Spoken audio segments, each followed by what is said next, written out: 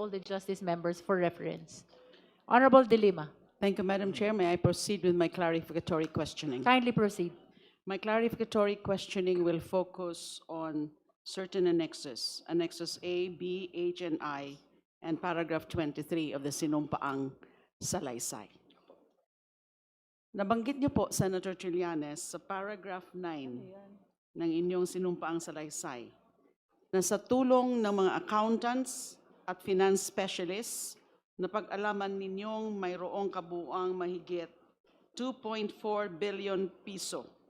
Ang exact amount po ay 2,407,272,103.75 na pumasok at dumaloy sa mga joint bank accounts ng mag-amang Rodrigo at Sara Duterte. Tama po ba? Opo, tama po, Your Honor. Nabanggit nyo rin po kanina na mayroon kayong kopya ng summary ng mga deposito at o mga inter-account transfers na indineposito sa mga accounts ni na Rodrigo Duterte at Sara Duterte. Tama po ba? Tama po, Your Honor. At ito po ay naka-attached as Annex A sa inyong affidavit. Tama po? Tama po, Your Honor. Madam Chair, we may request that Annex A of the Sinumpaang Salaysay be flashed on the screen. Secretariat, kindly flash Annex A of the Sinumpaang Salaysay. Sino pong gumawa ng Annex A? Senator Trillanes. Ito pong Annex A ay in-extract namin dun sa original document na nasa Annex H. Dahil ang binigay po sa amin ay yung bali ganito po, no? Aside sa isang soft copy, ang binigay po sa amin ni Ginoong De Mesa ay ganito po na dokumento. So mahaba po siya. Yung So- kabuuan po yan, yung Annex H. Yes. Yung Ito po, kabuuan, actually, ang parang kompleto. Yun po ang sinasabi nyo. Opo. At ito yes, pong sir. Annex A ay alin naman po Ito as naman- extracted from that? In-extract po ito lahat po ng naideposito o nag-credits doon sa joint account ni Sara Duterte at ni Rodrigo Duterte po. Okay, Your Honor. wala pa po ba yung... Secretariat, may we know if we have the Annex A already ready to be flashed in the screen? They will be flashing it soon. Diyan po. Habang nandito po, Madam Chair, Yeah. ang Executive Director ng AMLC, I would like to direct some questions to him as well. Gusto ko po sanang ipa-verify sa Honorable Executive Director ang ilan. Pipili po ako ng 5. Parang may pagka-random po yung pagkakapili ko ng 5 na mga entries dito sa Annex A na siyang summary ng mga deposito o mga inter-account transfers na indineposito sa mga accounts ni Rodrigo Duterte at Sara Duterte. Maaari ho bang gawin yon, yung pag-verify sa dala-dala nyo na records? Naisabit ko na po, Madam Chair, yung records. But if this is part of your report, perhaps you can verify. If there are specifics that I can Yes. check with the report, Hali- if it's part of the report. If the accounts are, if the transactions are part of the subpoenaed documents of AMLC, I think the executive director can confirm whether or not the same pertains to the same transaction. Halimbawa po, Annex A, number 9 po sa listahan. Base po dito, Annex A number 9. Annex A, number 9 ng listahan po. Mayroong pumasok na mahigit 55 million or exact amount, 55,131,747.32 noong March 26, 2014. Can we mark number 9? It's There. March 28, Your Honor. Oh yes, I stand corrected. It's March 28. So mako-confirm niyo ho ba? Please limit your confirmation to whatever appears only in the report of the AMLC. Base po ba sa documents na sinabit ninyo sa committee, ang transaksyon ito ba ay nasa suspicious or covered transactions report ninyo? Madam Chair, what I have with me are just copies of the financial reports. The CTRs and STRs were actually submitted already. This involved the voluminous accounts. If we want, we can go over this and check these accounts specifically if, just to confirm whether there is this transaction or not. Perhaps you can ask some of the AMLC officials to do the confirmation. Kong Laila, since there are voluminous records, where to check the identified transactions from the attachment of Senator Trillanes, perhaps we can advance Yeah. the transactions which you want to be confirmed, and Yes, then they will be actually- checking. Actually, I've chosen only 5 each, 5 entries of each of these annexes para hindi naman po marami yung i-confirm ng ating AMLAC. So, for Annex A, ito po ang Closer to the microphone, ma'am. ito po ang gusto ko po sanang ipa-confirm kung kasama ang mga transaksyon ito sa suspicious or covered transactions report nila. So number 1 is the page 1, number 9 sa listahan, 55 million noong March 28, 2014. Next would be same page 1, number 16 sa listahan. Meron ho bang pumasok na mahigit 41 million? Exact amount, 41,721,035.62 noong October 2, 2013. Next would be sa page 3 ng Annex A, number 44 sa listahan sa halagang mahigit 53 million. Exact is 53,817,613.48 noong February 25, 2010. Next would be page 4. So ito po yung pang-apat. Number 60 sa listahan. Mayroon po bang pumasok na mahigit 52 million? Exact amount is 52,485,191.85 noong April 14, 2009. And then the fifth one. So sabi ko nga po, pumili lang po tayo dito. Pumili lang po ako ng 5. Sa dami po niyan, there are about 71 listed entries in Annex A. So page 4 din po, number 64 sa listahan. Mayroon po bang pumasok na mahigit 49 million? Ang eksakto pong amount, 49,281,009.98 noong 22 May 2007. Yun po sa Annex 1. Madam Idi? Chair, can we be given a bit of Yes. time? And then we'll revert, we'll just check one by one. The Honorable Dilima can proceed to the next clarificatory question. We'll go back to that after they are able to confirm from their records. Yes, Madam Chair. So let's proceed to Annex B. So this is also confirmation of transactions? Confirmation but some preliminary question lang po. Isang preliminary question lang po kay Senator Trillanes. You for may this. proceed. So sa Annex B nyo po, balikan po natin na nabanggit nyo rin po sa paragraph 12 ng inyong sinumpaang salaysay na may mahigit 111 million piso o eksakto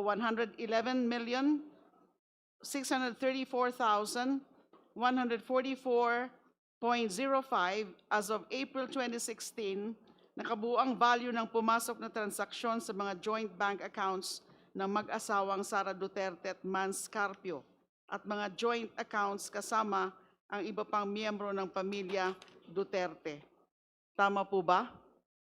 Yes, Your Honor.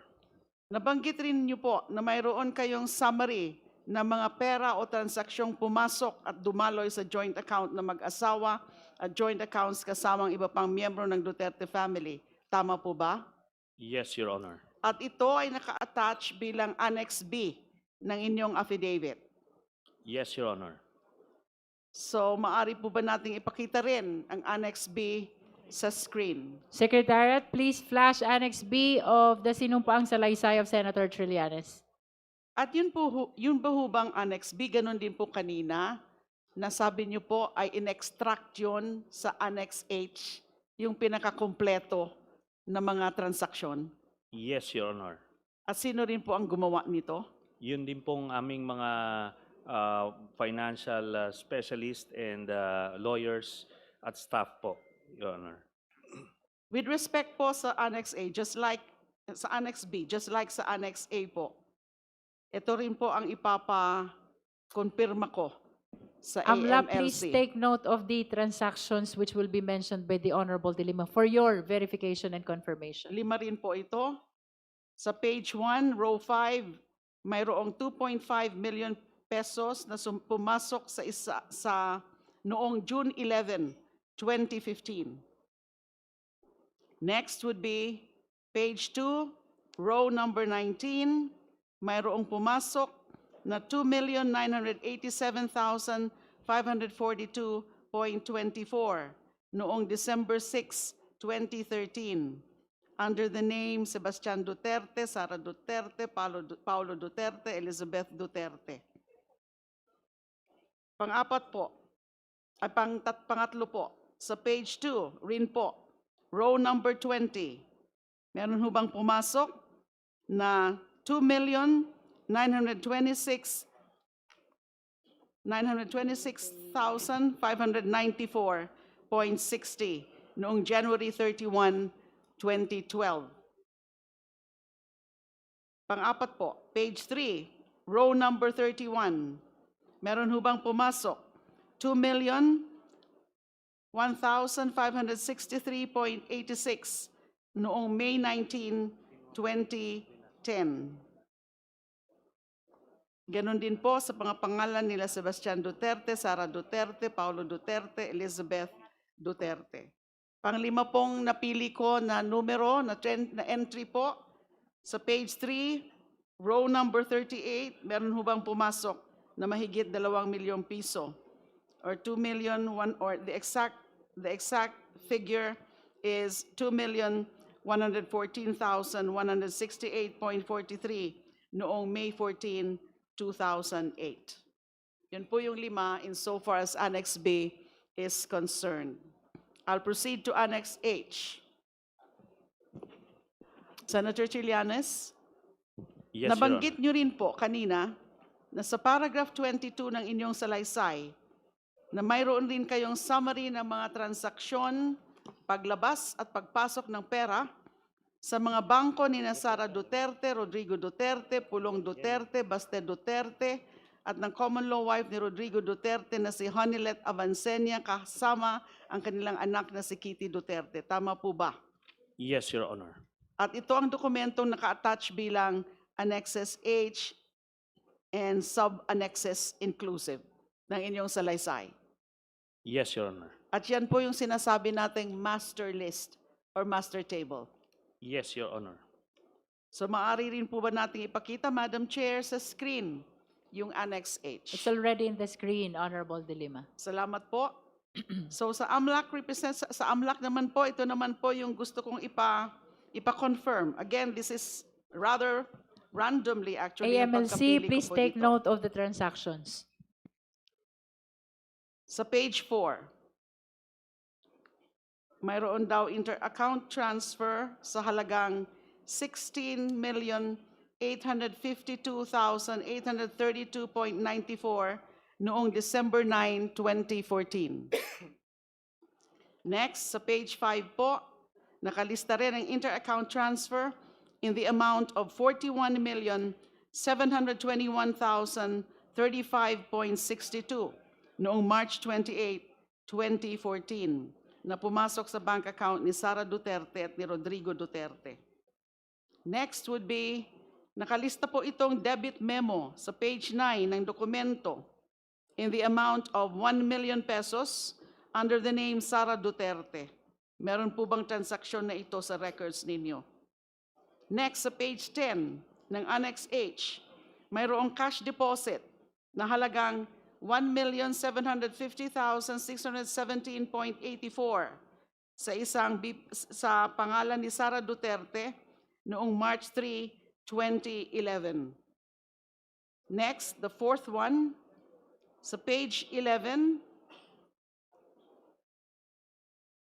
naman po ng Annex H, mayroong debit memo sa halagang mahigit 2 milyon, 2,1,563.86 sa pangalang Sebastian Duterte, sa account nila Sebastian Duterte, Sara Duterte, Paulo Duterte, Elizabeth Duterte.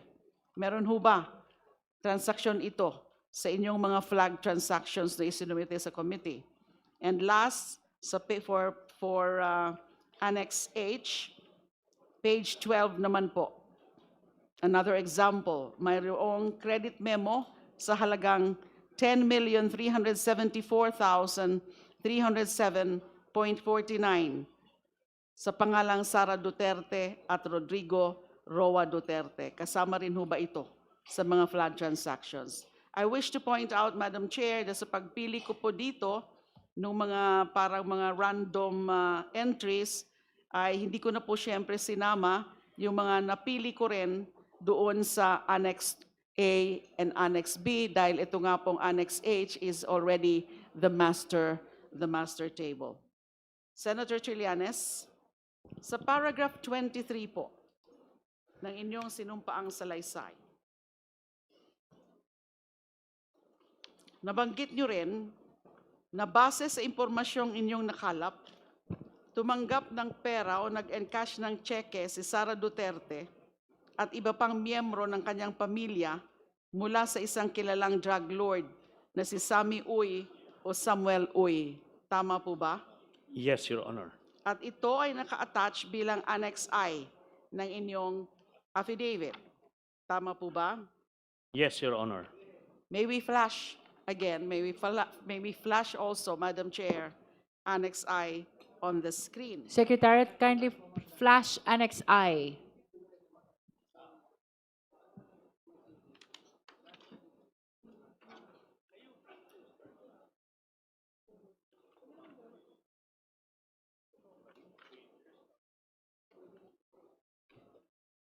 Annex I of the affidavit, please. Secretariat, please flash.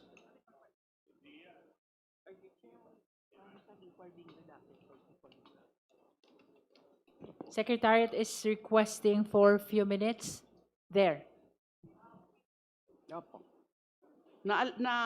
Alala ko rin po, nabanggit nyo, na itong mga transaksyon na ito, mga entries na ito, para na ang recipient ay si Sara Zimmerman Duterte, Rodrigo Roa Duterte, Sebastian Duterte, Paulo Duterte, at Shelito Avancenia, na supposedly galing kay Samuel Uy, kilalang drug lord na si Samuel sa Sammy o Samuel Uy.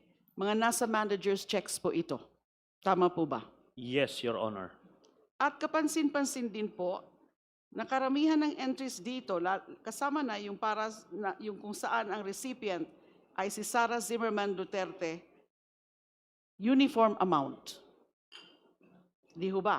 Yes, Your Honor. Kay Sara Duterte, yung dated March 17, 2011, October 25, 2011, and April 24, 2011, lahat po yun, yung tatlo na yun, ay in the amounts of 7,440,846.07 uniform amounts.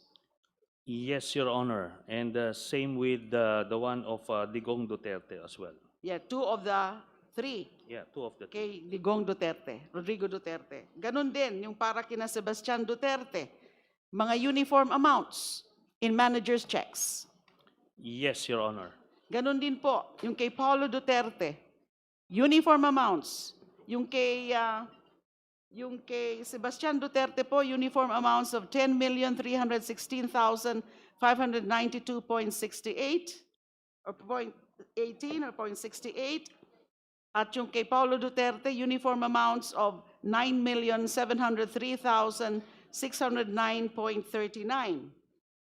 At yung naman kay Shelito Avancenia, uniform amounts din po, limang entries po ito, 10,655,371.81. Tama po ba? Doon po sa kay Hanilet Abansenya, same po yung last three, pero yung first two, less than 1 peso and 50 centavos. Okay. Parang ganun po. Halos pareho. Yes, Your Honor. Opo. At i-point out ko lang, Your Honor, na makikita nyo yung pattern ng deposito. Kaya tinawag ko ito na dividendo dahil meron pong pattern yung pag-deposit nila or pag-encash ng manager's check ng April or March tapos October. So, ganun palagi po yung pattern niya. Every 6 or 7 months, Ang pagpasok. nagbibigay po ng dividendo through manager's check na ang account owner po dito ay si Sammy Uy. Siya po ang account Siya owner. ang account Siya po ang owner. account owner. Nag-issue siya ng manager's check sa pangalan po nitong mga bawat miyembro ng pamilya Duterte, Your Honor.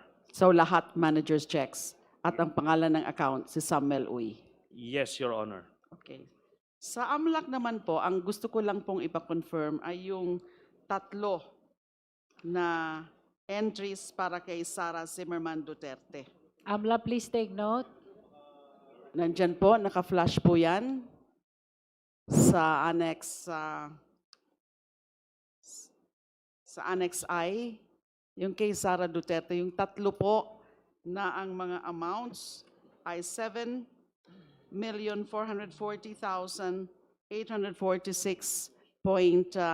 7,440,846.07. Yung una po, pumasok ng March 17, 2011. Yung pangalawa po, manager's check din at same amount noong October 25, 2011. At yung pangatlo po, parehong amount noong 24 April 2012. So yun po ang gusto ko po sanang ikumpirma ng AMLAC kung kasama sila doon sa listahan, doon sa mga suspicious transactions. AMLA, please signify once you're ready to answer. And please limit your answer to the queries of the Honorable De Lima as to whether or not they are part of your report. That is to be consistent to the nature of our proceeding. Other resource persons. So, Are you ready? we are ready partially, Madam Chair, so we can at least... Okay. Please mention first the amount The and annex. then whether it's part or not of your report. Okay, for Annex H, Madam Chair, so to clarify, I am not confirming the report provided by, mentioned earlier because I am not privy whatever the source of that report. What I'm telling is there is a movement of funds on this particular date as reported to us, which is based on the covered transaction or suspicious transaction. Can we flash again Annex? Is that Annex H? Annex H, Madam Annex Chair. H.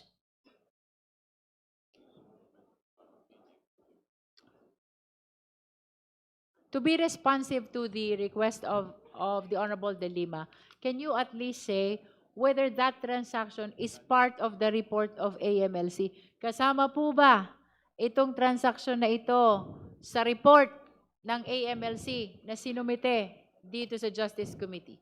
Madam Chair, given that we are only given limited information, I cannot confirm, for example, what's the nature of the transfer, where is the addressee and all. So what we can are only- not inquiring as to the nature of the transfer, just Nope. whether or not that amount appears as well in the report of the AMLC.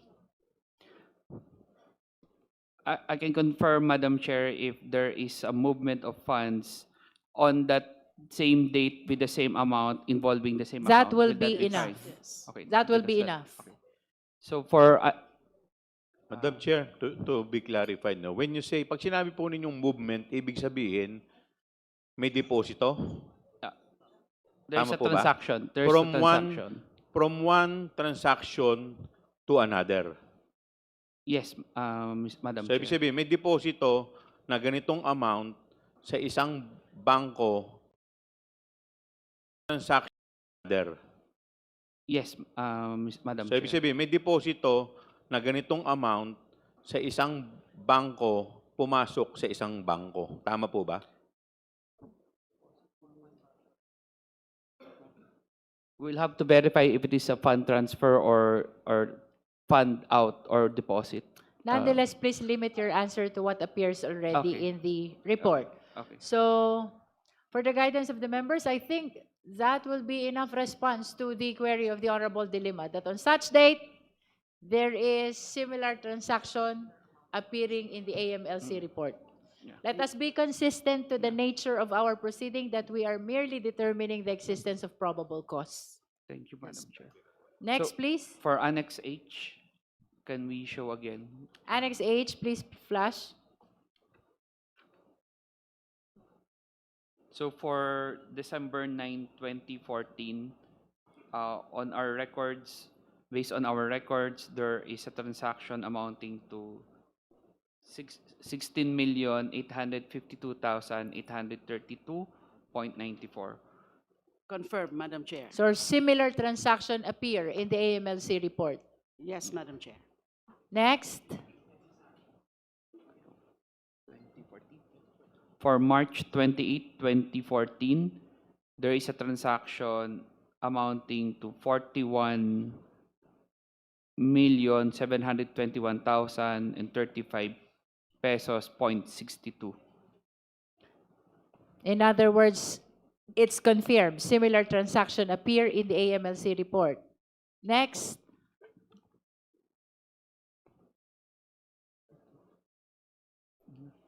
For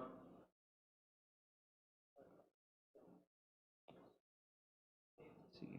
For May 19, 2010, there is a transaction that we saw in the amount of 2,001,000 pesos, 563.86.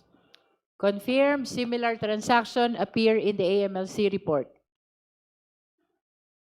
On February 4, 2010, there is a transaction amounting to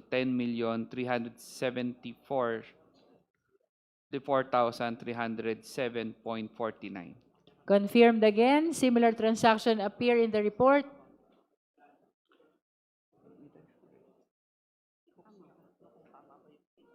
Can we get the last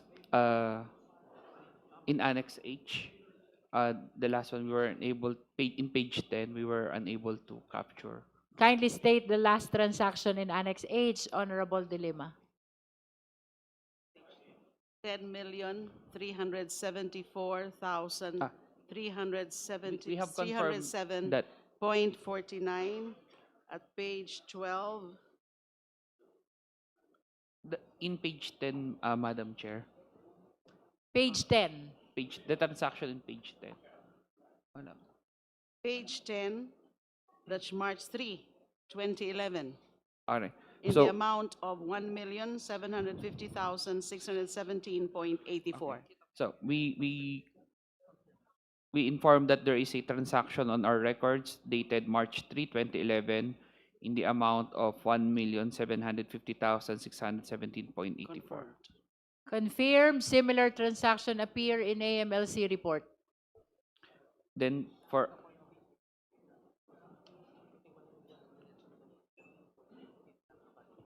Can we ask the last one, the one involving 1 million pesos, the particular date, Madam Chair? Meron ba? Page 9, 1 million. Dated March 28, 2011. 1 million? Yes. March 28, 2011. Okay. We confirm, rather, we inform that there is a transaction in the amount of 1 million on March 28, 2011. Confirmed as well. Similar transaction appear in the AMLC report. That's a total of how many transactions, Honorable De Lima? It's supposed to be 5. Total Maybe of 5 transactions for Annex H, all confirmed by the AMLC. Similar transactions appear in the AMLC report. Are you ready for the next annex? Yes, Annex I. Annex I. That's the one from Samuel Uy, Sami Uy. Please flash Annex I.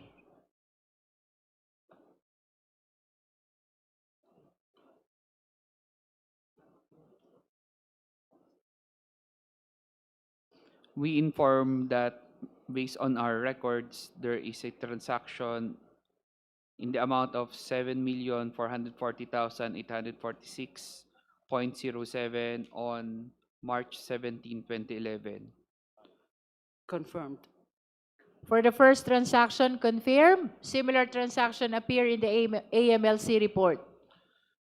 We inform that on October 25, 2011, there is a transaction in the amount of 7,440,846.07. Likewise, confirmed for the second transaction. Similar transaction appear in AMLC report. Third, On April 24, 2012, we informed that there's a transaction in the amount of 7,440,846.07. the third transaction is likewise confirmed. Similar transaction appear in the AMLC report.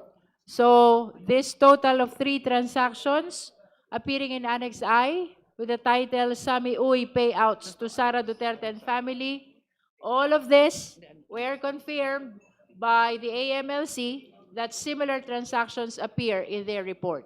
Madam Chair, point of clarification. Honorable DS J.J. Suarez.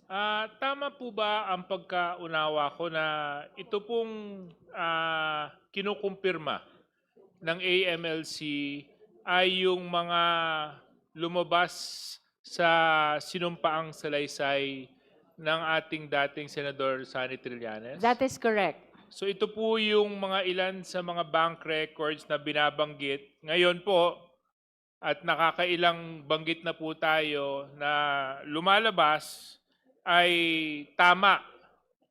At least similar transactions exist in Randomly the selected. AMLC report. These are randomly selected Yes. entries. or Transactions were randomly selected by the Honorable De Lima, and she requested the confirmation of the AMLC whether or not similar transactions appear.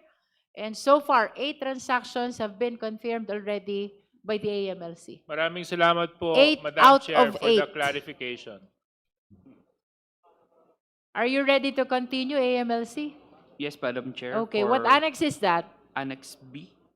Please flash Annex B.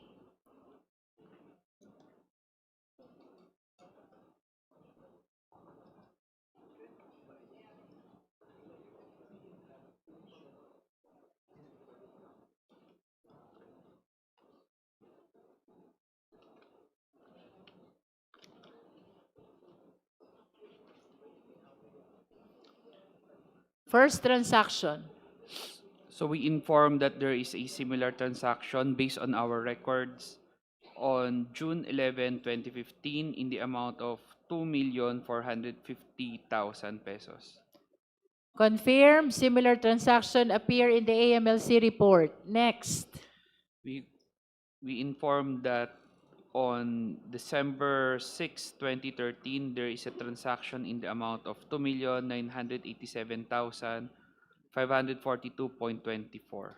Confirmed as well, similar transaction appear in the report. We confirm that on January 31, 2012, there is a transaction in the amount of 2,926,594.60. Confirmed again, similar transaction appear. We inform that on May 19, 2010, there is a transaction in the amount of 2,001,563.86 pesos, centavos. Third transaction is confirmed. We informed that there is a transaction on May 14, 2008 in the amount of 2,114,168.43. Confirmed again, appearing in the report. So that's the fifth one po, Madam Chair. That's So the the fifth. last for, So far Annex we B. have 13 out of 13 transactions randomly selected by the Honorable De Lima, but confirmed to be existing at least as similar transactions in the AMLC report. Ready to continue, AMLC? Madam Chair, may we ask the the Congressman De Lima if we can get again the accounts in Annex A? We were not able to jot down. Annex A. yes po. Also, these are also 5 transactions. Number 9, page 1 of Annex A.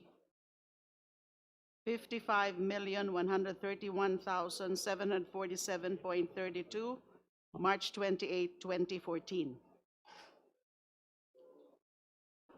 Got it po? The second one po,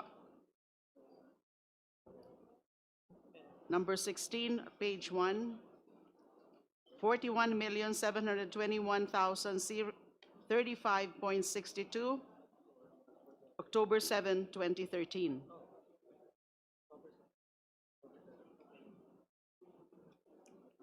Third, randomly selected entry at page 3, number 44, page 3, amount of 53,817,613.48, February 25, 2010. Fourth, at page 4, number 60, amount of 52,485,191.85, April 14, 2009. And the fifth one, also at page 4, number 64,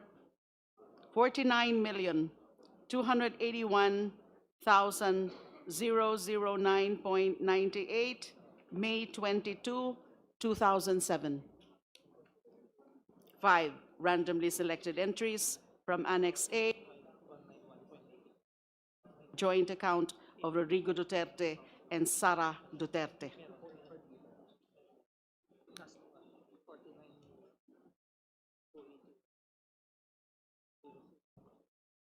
Do you need more time?